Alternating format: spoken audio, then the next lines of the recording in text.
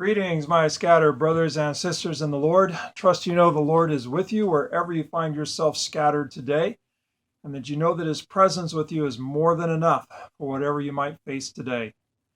Well, we finished up Philippians last session and kind of praying about where to go from here. And I think we're going to go to the Psalms. Reason why I'm leaning in this direction is because at the end of Philippians, Paul's basically emphasizing don't worry about anything, pray about everything. And I'm also wrapping up James on Sunday mornings. And at the end of James' letter, he's basically saying to pray about everything. If you're going through troubles, pray. If you're cheerful, sing songs of praise. And so heavy emphasis on prayer at both the end of James and the end of Philippians. So I'm thinking, okay, maybe we should go to the Psalms, the prayer book of the Bible. So there are 150 Psalms, and there's no way we're going to go through all 150 of them. Some of them are rather lengthy. But I think for the next several weeks, maybe next couple of months or so, we're going to spend our time in Psalms. And so Psalm 1 is the first of the Psalms. Blessed is the one who does not walk in the counsel of the wicked, or stand in the way of sinners, or sit in the seat of scoffers, but instead his delight is in the law of the Lord. And on his law he meditates day and night. He is like a tree planted by streams of water, which yields its fruit in season, and whose leaf does not wither. Whatever he does, he prospers. Not so the wicked. They're like chaff that the wind blows away. And therefore the wicked will not stand in the judgment, nor sinners in the assembly of the righteous. For the Lord watches over the way of the righteous, but the way of the wicked will perish. Now, when I hear that psalm, I'm confronted with the question, whose counsel am I walking in?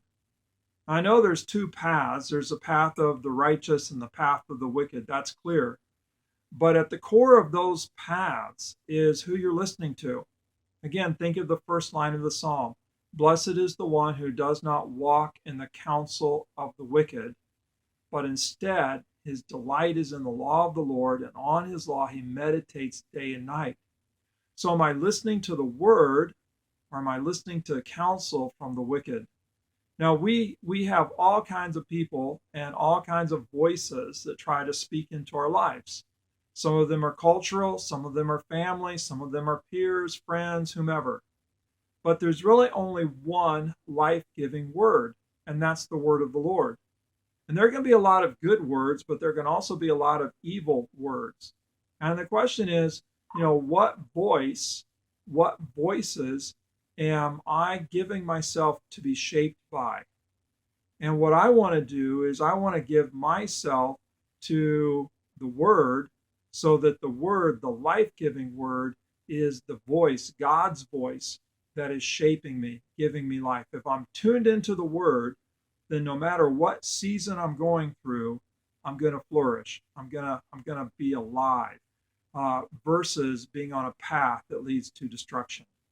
So whenever I think about Psalm 1, that's the question that hits me, is what is the voice that's shaping me? Whose counsel am I walking in? Now, one further thought.